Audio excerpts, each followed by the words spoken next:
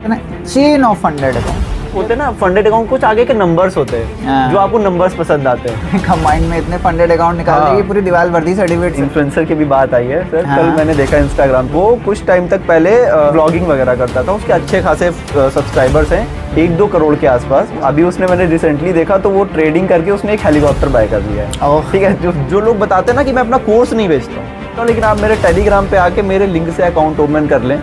इसे तो आपको भी पता है कि उसके पीछे का क्या लॉजिक, तो मैं आपसे सुनना चाहूँगा। You users definitely listen this. हाँ, मिनिमम 10 से 20 की चेन बनानी, तब जाके कहीं आप सस्टेन कर पाएंगे आगे। कर पाएंगे। हाँ, सस्टेन की मैं बात कर रहा हूँ, क्योंकि 5-6 अकाउंट को भी उड़ने में एक दिन से ज़्यादा लगता नहीं है। आज हमारे साथ हैं अभिषेक सर। कैसे रहे? So welcome to another podcast. आज हमारे साथ हैं स्टॉक डैडी के one of the best mentor Abhishek sir. Thank you and हमारे साथ है Aditya, I guess one of the top performance of the forex students and at our own institution. और आदित्य का परफॉर्मेंस अपने काफ़ी आने वाले टाइम में काफ़ी कुछ और भी अच्छा होने वाला है। He is scaling up very good. And Aditya के बारे में थोड़ा सा मैं बताना चाहूँगा कि when he has come at our own place, then Aditya was struggling with the payouts and all, because he had all the knowledge he had. मतलब अगर हम बात करें टेक्निकल्स की बात करें, फंडामेंटल्स की बात करें, you are aware of the any of the facts present in the forex markets, right? Yes. Like whether it is a technical analysis or a fundamental analysis in the SMCs, SMTs and all the price action concepts as well. लेकिन ऐसी क्या आपको like दिक्कत face हो रही थी जिससे कि आपको लगा कि यार मैं कर तो ले रहा हूँ बट पे आउट्स तक नहीं पहुँच पा रहा हूँ? इस बारे में भी पहले बात करते हैं। पहले अपने पब्लिक्स को ये बताते हैं कि ये है हमारे Abhishek sir, one of the best mentor, जैसे मैंने आपको बताया। तो आज जो हम ये पॉडकास्ट शुरू कर रहे हैं, ये शुरू इस बेस पे कर रहे हैं कि काफ़ी सारे बिगनर्स को प्रॉब्लम होती है काफ़ी सारी चीज़ों में, जैसे फंडेड अकाउंट में भी प्रॉब्लम आती है, क्या स्ट्रेटजीज यूज़ करनी है, क्या माइंडसेट रखना है। तो उन्हीं सब के बारे में आज हम लोग कुछ बात करेंगे और कुछ ऐसी बात भी करेंगे जो शायद कई बिगनर्स को या एडवांस लोगों को भी नहीं पता है। तो चलिए शुरू करते। तो आपका क्या क्वेश्चन था? तो पहला मेरा क्वेश्चन था कि how was your journey, specially कहाँ से स्टार्ट किया? सबसे पहले शुरू से शुरू करते हैं। हाँ, तो मेरी ये जो जर्नी है वो स्टार्ट हुई थी 2020 में।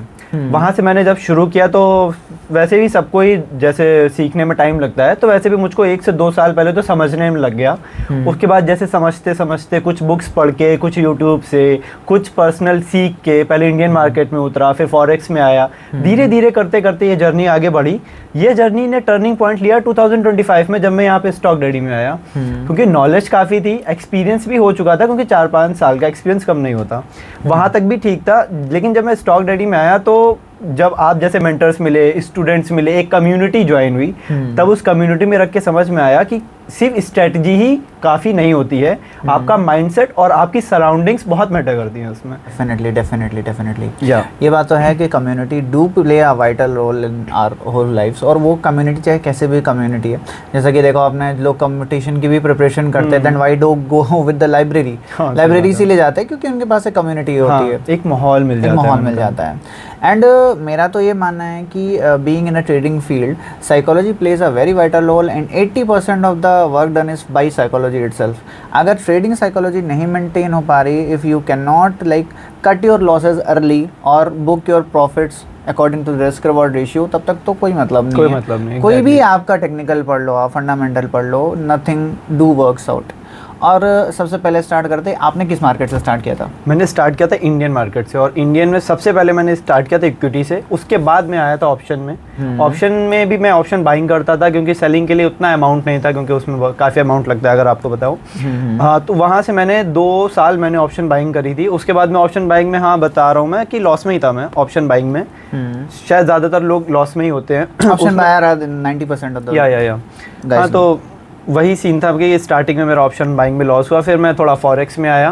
फॉरेक्स में आया तो मुझे काफ़ी, मतलब कुछ नॉलेज था नहीं फॉरेक्स का। सीखता गया, लॉस करता गया। एक्सनेस में भी अकाउंट बना था मेरा, काफ़ी सारे डिपॉजिट्स वहाँ पे किए, काफ़ी सारे डॉलर्स के डिपॉजिट किए।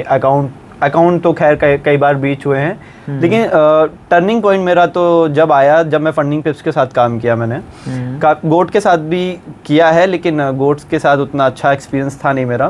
फंडिंग पिप्स के साथ मेरा अच्छा एक्सपीरियंस था, तो वहाँ से फिर मेरा टर्निंग पॉइंट आया था जब मैं 2025 में जब मैंने स्टार्ट किया था। अगर देखो प्रॉप फॉर्म इंडस्ट्री की बात करें तो सामने वाला कैसे जज कर सकता है कि ये वाला प्रॉप फर्म अच्छा है, ये वाला भागेगा नहीं? क्योंकि क्या है कि प्रॉप फर्म को लेकर के लोगों में काफ़ी ट्रस्ट इश्यूज़ है कि भाई पे आउट देता है कि नहीं देता। और आजकल बहुत सारे ऐसे प्रॉप फर्म्स आ रहे हैं कि भाई आप $5 से स्टार्ट करो and after that you have to pay, there are certain hidden charges as well, and बहुत सारी कॉम्प्लिकेटेड कंडीशंस भी है, लोगों का ट्रेलिंग ड्रॉ डाउन ऐसे लेट हो जाता है।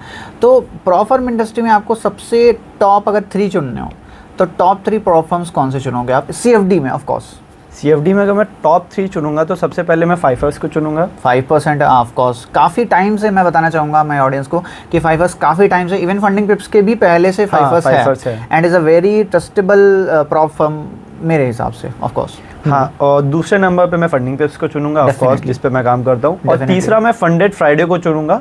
उसमें मेरा थोड़ा 50-50 है, लेकिन अगेन 2 प्लेटफॉर्म की अगर बात करें, ये फंडिंग पिप्स और फाइफर्स, बस फाइफर्स। हाँ। अच्छा, इनिशियली अगर आप देखो तो गोट फंडेड भी एक बिगिनर्स के लिए काफ़ी सही रहा है, बट उसमें मुझे वो थोड़ा फिशी लगता है, क्योंकि जल्दी आई हुई कंपनी है और बहुत ही कम अमाउंट में वो देती है, तो मेरे पर्सनल ओपिनियन के हिसाब से मुझे थोड़ा फिशी लगता है। दूसरी बात, अगर मैं अपने गोट फंडेड के चैलेंज की बात करूँ, द चैलेंज व्यूअर लाइक हम उसको फॉलो कर रहे थे एंड गाइज हमारा क्या हुआ कि I was dealing with $5,000 account and सब कुछ अच्छा चल रहा था, लेकिन उन्होंने क्या किया कि इंट्राडे की लिमिट जो है वो उन्होंने नेट में नहीं रखी, वो इनिशियल डे से रखी and they have breached my account. And उसके बाद जब मैंने उनको मेल किया तो उनका एक प्रॉपर रिप्लाई भी नहीं था। मैं कहूँगा कि गोट फंडेड एज अ बिगिनर के लिए सही है। $17 जैसे छोटे अमाउंट से आप स्टार्ट कर सकते हो फील लेने के लिए। एग्जैक्टली। आफ्टर दैट अगर आपको सस्टेन करना है then Funding Pips is the best and best in the industry, definitely.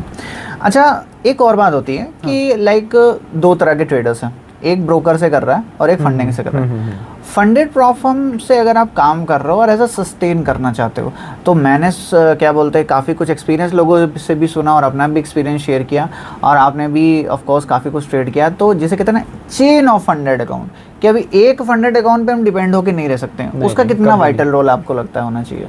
देखिए, चेन का तो बहुत ज़्यादा वाइटल रोल होता है। स्टार्टिंग में क्या होता था, मैं आपको स्टोरी समझाता हूँ कि जब मैंने पहला अपना एक फंडेड अकाउंट क्रॉस किया था, ठीक है, वो आपको पता होगा, तो उससे मुझे अटैचमेंट हो गया था, क्योंकि वो पहला फंडेड अकाउंट था कि वो नहीं ब्रीच होना है, भले कोई और पास हो जाए कोई मतलब नहीं, लेकिन उसको ब्रीच नहीं होने देना है, उससे पे आउट निकालते रहना है। उसके बाद जब वो पे आउट निकालते निकालते जब वो एक बार ब्रीच हो गया तो काफ़ी साइकोलॉजी उसमें हिट हुई। तब एक चीज़ मुझको समझ में आई कि किसी भी एक फंडेड अकाउंट को या कुछ भी हो उसको पकड़ के नहीं रखना है, उसको जाने देते हैं ना उसको। दूसरे फंडेड अकाउंट आएंगे, दूसरे आए, वो भी पास हुए काफी सारे अच्छे, कुछ क्योंकि कुछ होते हैं ना फंडेड अकाउंट, कुछ आगे के नंबर्स होते हैं जो आपको नंबर्स पसंद आते हैं। स्पेशली मैं तो कहूंगा कि हमने कंबाइन में इतने फंडेड अकाउंट निकाल दिए पूरी दीवार भर दी सर्टिफिकेट से। हाँ, एग्जैक्टली, डेफिनेटली। तो यही वाली बात है कि एक चेन बनी रहती है तो ऐसा कुशनिंग रहती है। वही एक चेन बनाना बहुत जरूरी है, बहुत जरूरी है। Chain, and new users definitely listen this. हाँ, जो चेन होती है वो 5 या 6 की चेन नहीं बनानी है आपको, मिनिमम 10 से 20 की चेन बनानी, तब जाके कहीं आप सस्टेन कर पाएंगे, आगे कर पाएंगे। हाँ, सस्टेन की मैं बात कर रहा हूँ, क्योंकि 5-6 अकाउंट को भी उड़ने में एक दिन से ज़्यादा लगता नहीं है। एंड अगर कोई मेजर न्यूज़ आ गई और आप भी तो जान रहे हो आप ग्लोबल इम्पैक्ट कैसे हैं, और वन साइड गिरना शुरू हो गया, आप बैठे रिकवरी के लिए, देन ब्रीच और ऊपर से इमोशनल हो के you buy another account, then वो काफ़ी ट्रॉमेटिकल एक्सपीरियंस हो जाता है as a for a beginner trader is all. और मैं भी अपना एक्सपीरियंस शेयर करना चाहूँगा कि CFD के अलावा स्पेशली फ्यूचर्स में जब मैंने ट्राई किया, सबसे पहले मैंने क्वालिफाई किया फंडिंग टिक्स $50,000 अकाउंट। ठीक है, Funding Ticks was a good, but क्या बोलते हैं, अनफॉर्चुनेटली वो कंपनी ने अपना बिजनेस समेट लिया इंडिया से। बट CFD में काफ़ी टाइम काम करने के बाद मुझे ये थोड़ा सा रियलाइज़ हुआ कि ट्रेडर्स स्पेशली क्यों मूव कर रहे हैं फ्यूचर्स में। थोड़ा सा मैं फ्यूचर्स के बारे में बताना चाहूँगा।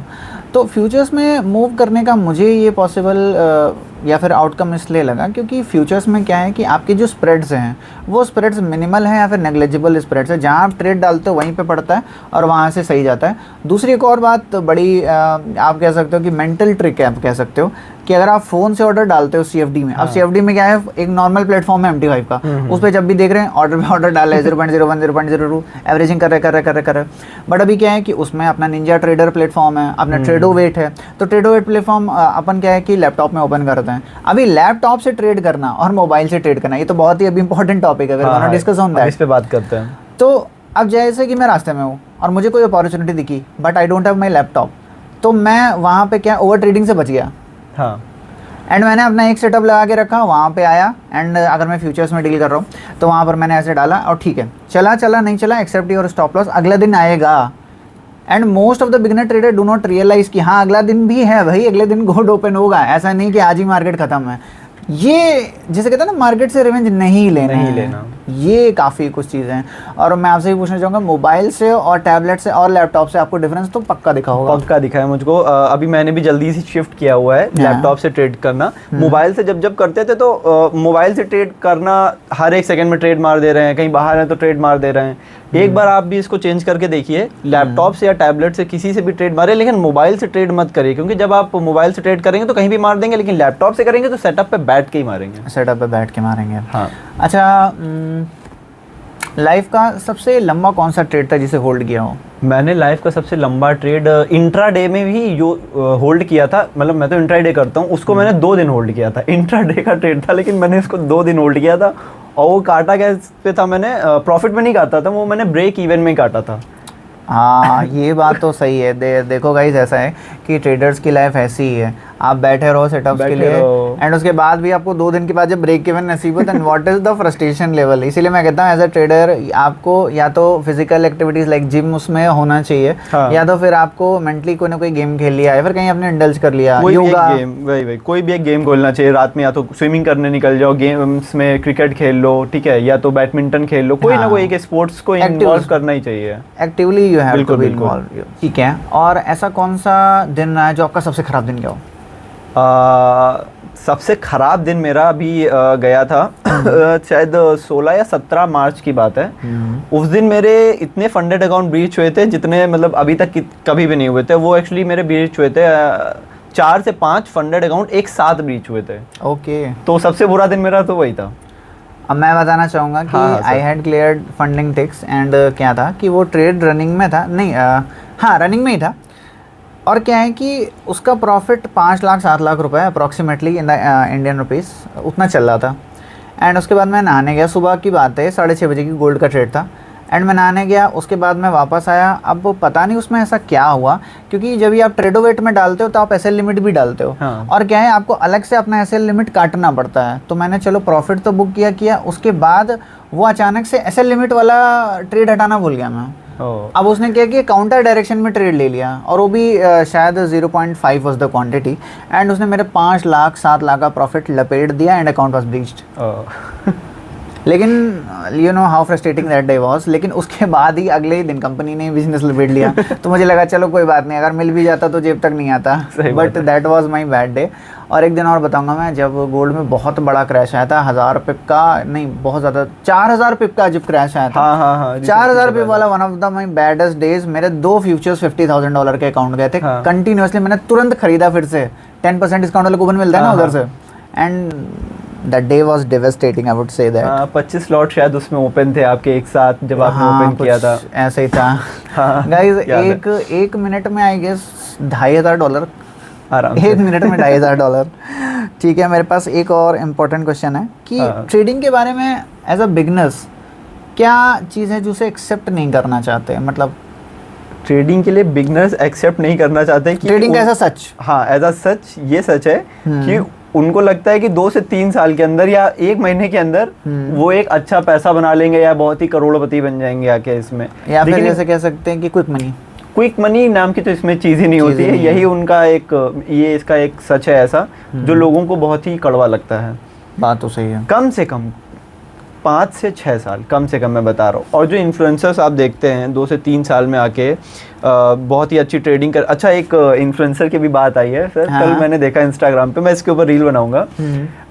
वो कुछ टाइम तक पहले वो करता था, व्लॉगिंग वगैरह करता था। उसके अच्छे खासे सब्सक्राइबर्स हैं, 1-2 करोड़ के आसपास। मैं नाम नहीं लूंगा, शायद पता नहीं क्या ही दिक्कत हो जाए। तो अभी उसने, मैंने रिसेंटली देखा तो वो ट्रेडिंग करके उसने एक हेलीकॉप्टर बाय कर लिया है। ठीक है, उसको ट्रेडिंग की कोई, मुझे भी पता, उसको कोई नॉलेज नहीं होगा। और ट्रेडिंग किस में करता है? कोटेक्स में। Okay, Quotex, binary trading, colour trading, gambling, कुल मिला के गैम्बलिंग। और लोग वहाँ पे उसके रील्स में कमेंट्स कर रहे हैं, ट्रेडिंग मुझे सिखा दो। और मैं फ्री में ट्रेडिंग सिखाता हूँ। और एक और चीज़ बताना चाहूँगा, मतलब आपको ये तो पता होगी कि जो लोग बताते हैं ना कि मैं अपना कोर्स नहीं बेचता हूँ, समझते ना सर, वो बताते हैं कि मैं अपना कोर्स नहीं बेचता हूँ, लेकिन आप मेरे टेलीग्राम पे आके मेरे लिंक से अकाउंट ओपन कर लें।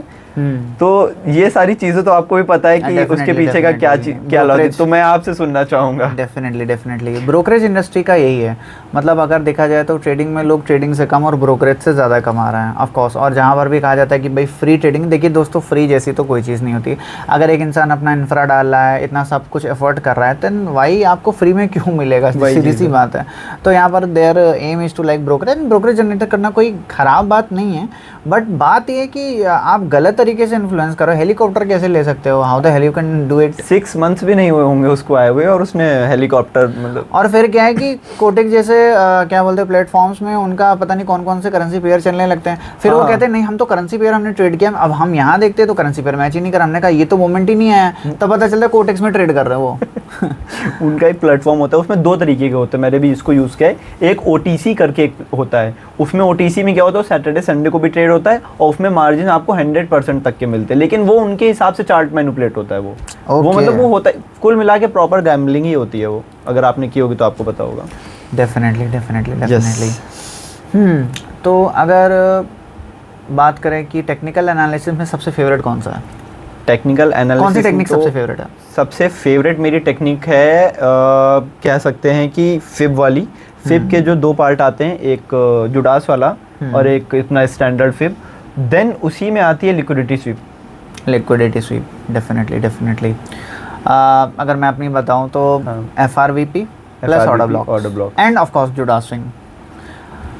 ठीक है। आपकी सर जर्नी कैसी रही है अब तक आने में?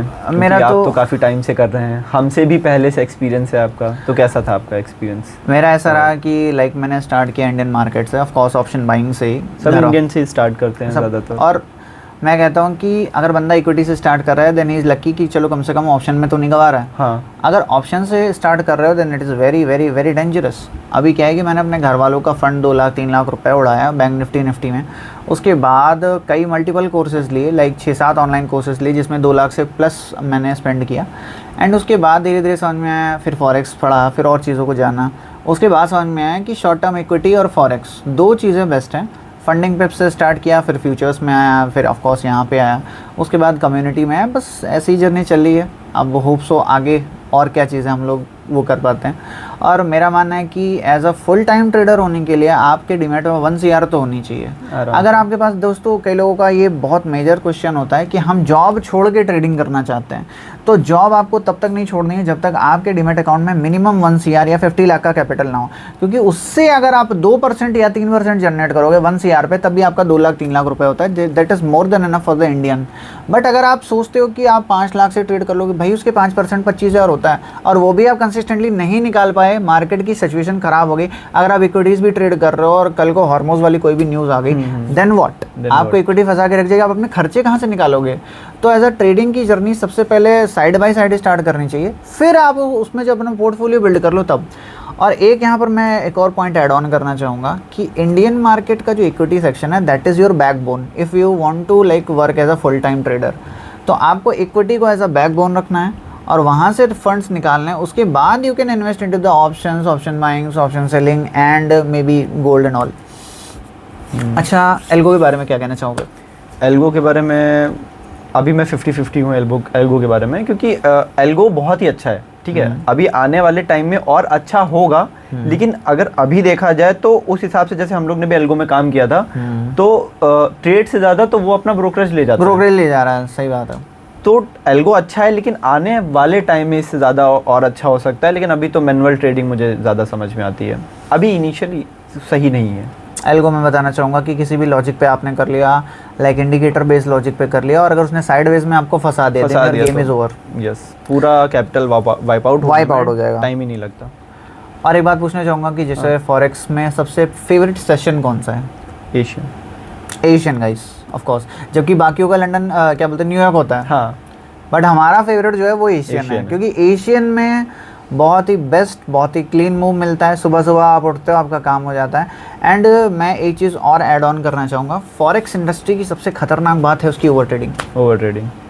करेक्ट है सर। 22 से 23 घंटे का मार्केट है, अगर मैं क्रिप्टो जोड़ लूँ तो 24/7। हाँ। अभी आपको 6 घंटे में इंडियन मार्केट में आपको 20 सेटअप दिखते हैं। तो वैसे तो जब हमने नई नई जर्नी स्टार्ट की थी तो 50 कितने ट्रेड, मतलब मल्टीपल ट्रेड्स, पूरे दिन ट्रेड ही तो करते थे। दिन में ट्रेड करते थे। मतलब एक बंदे का हमारे यहाँ पे भी था ना, वो 70-75 ट्रेड मारता था। एंड मैं बताना चाहूँगा कि कई कई बार ये डेंजरस तो होता है, लेकिन कई कई बार बेनिफिशियल भी होता है। हमारे यहाँ एक जो स्टूडेंट है अपने अनुज, अगर हम उनकी बात करें तो then he have started with a capital of like $150 से स्टार्ट किया and now he is currently standing at 3 lakh रुपए अप्रोक्सीमेटली, $2,000 $2,500 से $3,000 पे स्टैंड करा। 15,000 से हाँ 3 लाख, तो 15,000 से 3 लाख हम उनकी जर्नी कवर करेंगे किसी उसमें। अब उनका क्या सीन था कि उन्होंने 10,000 डाला और 10,000 पे पूरा रिस्क लिया, एक स्टैंडर्ड लॉट मार के 1:2000 का आपका लेवरेज लेके। फिर उनका कहना था कि कोई बात नहीं, I am ready to risk it. एक ऑर्डर ब्लॉक की स्ट्रेटजी पकड़ी और उस पर बस करते जा रहे and in 3 days guys, 3 days 3 दिन में। लोग कहते हैं ना कि 10,000 से 1 करोड़ वाली बात है। अब ये इन सब इंसिडेंट्स को देखो तो वाई नॉट, क्योंकि ऐसे ही अपने बहुत फेमस इन्फ्लुएंसर हैं द डॉलर विद प्रसाद, उन्होंने भी ऐसे ही कुछ किया था कि क्रिप्टो में बहुत 600 टाइम्स है ऐसे कुछ करके उन्होंने बनाए थे। इंडिया के पहले ट्रेडर थे and he works in the crypto only. तो इट इज़ पॉसिबल, बट आपको इससे वो नहीं होना है, प्रेस नहीं होना है। आप जितना भी अमाउंट डालो, अगर उस पर पूरा रिस्क करने को तैयार हो then it is viable, otherwise not. वही चीज़ है, ऐसा तो करना नहीं चाहिए, लेकिन करना नहीं चाहिए, लेकिन कोई बात नहीं, खेल लिया। हाँ, प्रॉफिट ही हुआ कुल मिला के, प्रॉफिट हुआ and the outcome is important thing. तो सर ये बताइए, जैसे अभी हम लोग ने इनकी बात करी तो इनके पास तो 10,000 थे जिन पे रिस्क ले सकते थे। अब जिनके पास नहीं है, मान लीजिए वो फॉरेक्स ट्रेडिंग करता है, वो पैसे नहीं, तो उसको क्या करना चाहिए, किस में जाना चाहिए? किसी ब्रोकर के थ्रू अकाउंट खुलवाना चाहिए या फंडेड अकाउंट में जाना चाहिए उसको? I believe the funded account is the right way. और अगर आपके पास उतने पैसे नहीं है, if you are a student, then आप गोल्ड फंडेड से चालू कर लो। उसके बाद वहाँ से आप $200 निकालो, तब आप उसको 50-50 एलोकेट कर लो। जैसे कि $100 से आप स्टार्ट कर लो, $100-125 से आप ब्रोकर में स्टार्ट कर लो, और बाकी से आप फंडेड अकाउंट की चेन बनाओ। तो आप दोनों तरह से सस्टेन कर पाओगे। अब मैं यहाँ पर एक वाइटल बात बताना चाहूँगा कि सर्वाइवल ज़्यादा आदमी ब्रोकर में कर पाता है, क्योंकि फंडेड में क्या है कि वो इतने सारे रूल्स हैं, बाय द वे उसके दिमाग से उतर गया यार इंट्राडे का रूल है, देन फंडेड इज ब्रीच्ड। लेकिन उसमें क्या है कि वो रिकवर कर लेगा, जब तक वो सांस है अकाउंट में तब तक वो रिकवर कर लेगा। एंड मैंने काफ़ी केसेस में देखा है कि लोग ब्रोकर से कहीं जल्दी ग्रोथ कर रहे हैं। फंडेड ठीक है, फंडेड एक अपना अलग वो है, but funded is for very disciplined guys. अगर आप डिसिप्लिन्ड नहीं हो तो फिर आपके लिए फिर आप ब्रोकर से कर सकते हो। अब ब्रोकर में आप अंधा रिस्क ले सकते हो, उसमें कोई दिक्कत की बात नहीं है, लेकिन ऐसे करके किया जा सकता है। You can allocate your capital 50-50, that's we can do. अगर वो एक्सपीरियंस्ड है तो फंडेड में जा सकता है, क्योंकि अगर नया बंदा है कोई तो फंडेड में जा रहा है, हाँ प्रैक्टिस करने के लिए सही है, लेकिन सोच रहे हैं कि अगर उससे हम वो पैसा बनाते ही चले जाएंगे, एक मनी लूप बना लेंगे, तो बहुत मुश्किल होता है। क्योंकि फंडेड अकाउंट क्रॉस करना ही एक कोई स्टडी हुई थी, शायद आप ही बता रहे थे, उसमें कुछ 1 से 2%। Actually the study was like कि 13,000 लोगों पे किया गया और उसमें से 4% ही पहला और दूसरा फेज क्लियर कर पाए और 0.07% लोग ही पहला पे आउट ले पाए। 0.07% का मतलब आप समझ रहे हैं इसका सक्सेस रेट है। 1% का भी सक्सेस, 1% का भी नहीं है। एक तो गाइस पहला पे आउट बहुत जरूरी है। इससे अच्छा आप यूपीएससी की तैयारी कर लें। हाँ यूपीएससी एक्चुअली मैं ट्रेडिंग की बेसिक नेचर पे बताना चाहूँगा कि ट्रेडिंग का जो बेसिक नेचर है वो ह्यूमैनिटी के टोटली अपोजिट है। हाँ, मतलब ये as a human you have greed and fear, and जो ट्रेडिंग है वो उसके क्या बोलते हैं, एक बेसिक जो ह्यूमैनिटी का प्रिंसिपल है उसको ही ये कहता है कि आप उसको हटा दो। हाँ, उसको बाईपास करने को बोलता है, उसको बाईपास कर दो। तो आप इंसान अपनी इंसानियत कैसे छोड़ सकता है? Then you have to be dead inside, जिसे कहते हैं ना बी लाइक अ मॉन्क, कि आपको ना ही प्रॉफिट का खुशी है और ना ही लॉस का डर, तभी यू कैन लाइक इतना टाइम इसीलिए तो लगता है इसमें। आप लेट अस सपोज MBBS को देखते हो, आप इंजीनियर्स को देखो, तो आपको जब 7 साल 8 साल लग जाते हैं, 4 साल उसके बाद बीटेक करते हो, फिर एमटेक करते हो। By the way I am also from the engineering field itself. तो भाई आपने बीटेक किया, एमटेक किया, गेट का पेपर दिया, उधर MBBS दिया, MS दिया, स्पेशलाइजेशन किया, हाउस जॉब की, तभी आप डॉक्टर बन रहे हो 11-12 साल में। How can you expect to like successful in trading field from like such 3 से 4 साल में? Not possible. एटलीस्ट 6 साल 7-7 8 साल तो लगते ही लगते हैं ब्रेक इवन खड़ा करने में, उसके बाद योर प्रॉफिटेबल जर्नी है। बट ये है कि एक बार आप ट्रेडर अच्छे बन गए then your generations are like sorted. लेकिन लोगों को ऐसा इन्फ्लुएंस ही किया गया, फिर इन्फ्लुएंसर्स जो आए हैं 3 साल में मेरा हो गया, 4 साल में हो गया, 4 साल में लक्सेस ले के आ रहे हैं, बड़ी बड़ी गाड़ियाँ दिखा रहे हैं, तो वो सब तो ब्रोकरेज के थ्रू है। और इन्फ्लुएंसिंग के थ्रू है, बाकी उसमें कोई ऐसा बहुत ही एक्स्ट्राऑर्डिनरी ट्रेडर्स नहीं है वो, क्योंकि हम लोग Influencer account? देखते हैं। हाँ, इन्फ्लुएंसर अकाउंट, उसके बारे में एक मैंने रील बनाई थी इन्फ्लुएंसर अकाउंट के बारे में, जो थोड़ी इस पे बात करते हैं इन्फ्लुएंसर अकाउंट के बारे में।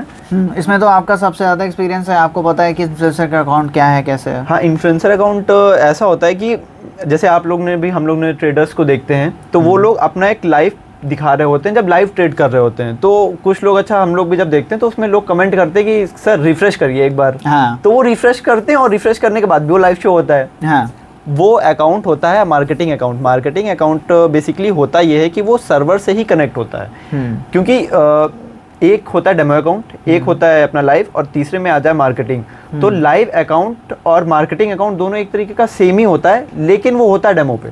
मतलब समझ रहे हैं मैं क्या कह रहा हाँ, हूँ? नहीं, मतलब मैं वो तो होता है समझ गया। डेमो ही अकाउंट, लेकिन वो कनेक्ट होता है एज अ लाइव सर्वर पे। बस इतना मतलब है इसका। Definitely definitely definitely. ठीक है आदित्य, तो आज के पॉडकास्ट में हम लोग इतना कवर करते हैं, बाकी हाँ। हम लोग इसका नेक्स्ट एपिसोड बहुत जल्दी लाएंगे। बिल्कुल बिल्कुल। Right?